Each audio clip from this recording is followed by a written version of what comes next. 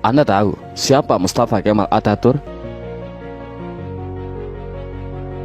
Mustafa Kemal Atatürk adalah presiden penghancur Khalifah Utsmani. Dialah presiden pertama dari Republik Turki sekuler. Dialah dalang dibalik kekacauannya Khilafah Utsmani sampai Khilafah Utsmani harus runtuh pada 3 Maret 1924. Dan ketika Mustafa Kemal Atatürk berkuasa di Turki, dia menjadi diktator pertama di dalam dunia Islam. Dia memerintah dengan tangan besi. Habis semua umat Islam dalam genggaman tangannya. Tangannya berlumuran darah umat Islam yang menghendaki agar Khalifah Utsmani kembali menghiasi bumi Istanbul. Mustafa Kemal juga yang menghapus segala bentuk hukuman syariah. Dia yang menghapus hukum potong tangan bagi pencuri, hukum rajam bagi penzina, hukum qisas bagi pembunuh, lalu digantinya dengan hukum penjara. Tak hanya itu, Mustafa Kemal juga menghapus hukum waris, menyamaratakan ahli waris laki-laki dengan ahli waris perempuan, menghapus hukum hijab bagi muslimah, mengubah Masjid Hagia Sophia menjadi museum, kalimat azan diganti menjadi bahasa Turki, menggalakkan minum-minuman kamar di tempat umum, dan menjadikan majelis-majelis ilmu, kemudian menggantikannya dengan tempat-tempat lokalisasi pelacuran dan diskotik. Tak hanya mengubah sistem pemerintahan Turki yang Islami menjadi sekuler, Mustafa Kemal juga memiliki sifat sombong sebagaimana Firaun. Dalam suatu kesempatan, Mustafa Kemal berpidato di hadapan para tentara ex-tentara khilafah. Dalam pidatonya itu, Mustafa Kemal membanggakan dirinya dengan berkata, "Kini sekarang siapa yang berkuasa, aku atau Tuhan?" Dengan perasaan takut, para tentara itu serentak mengucapkan, "Andalah paduka yang kami takutkan sekarang."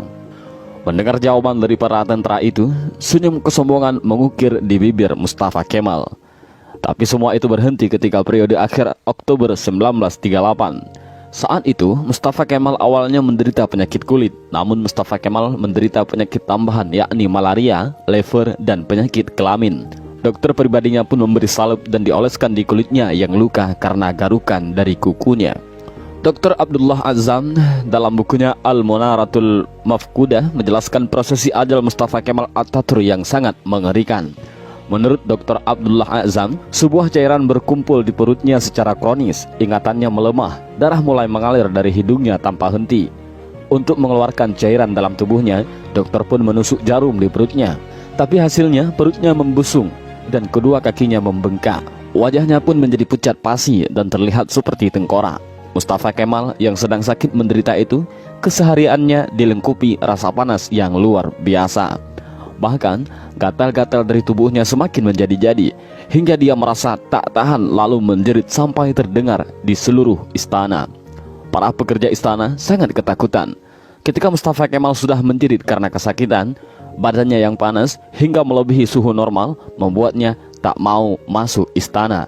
Dia meminta dibawa ke tengah-tengah laut untuk menurunkan suhu tubuhnya, tapi suhu tubuhnya selalu naik dan malah panas.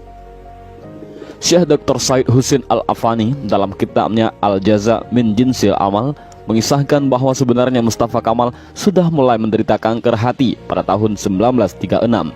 Tapi anehnya para dokter yang mendiagnosa baru mengetahui Mustafa Kemal terkena kanker hati pada tahun 1938. Dan puncaknya, pada pagi hari tanggal 10 November 1938, Mustafa Kemal dinyatakan mati oleh tim dokter. Sakratul maut yang amat mengerikan bagi pengkhianat dan penghancur Khalifah Utsmani. Bahkan ketika akan proses pemakaman pun, para ulama Turki menolak untuk menyolatkan jenazah busuk Mustafa Kemal. Baru di hari ke-9, atas desakan dan permintaan dari adik perempuan Mustafa Kemal, barulah para ulama dan rakyat Turki mengkafani, menyolatkan dan menguburkan Mustafa Kemal. Tapi naas, ketika jenazahnya akan dimasukkan ke bumi, jenazahnya terlempar ke atas. Para penziarah dibuat repot oleh hal ini. Untuk para ulama sepakat untuk menimbun jenazah Mustafa Kemal dengan bebatuan di bukit di Ankara. Baru setelah 15 tahun matinya Mustafa Kemal, jenazahnya kembali untuk dikubur. Tapi lagi-lagi, bumi menolak jenazah Mustafa Kemal. Hingga akhirnya, jenazah Mustafa Kemal dimasukkan ke dalam Museum Etnografi di Ankara, Turki. Jenazahnya ditimbun dengan bebatuan marmer yang bobotnya sampai 44 ton.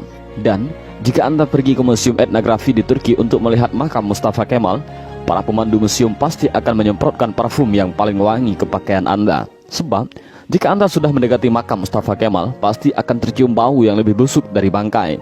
Pihak museum pun mengakui jika sumber bau busuk itu bukan dari WC ataupun septic tank yang bocor, melainkan di areal makam Mustafa Kemal Atatürk.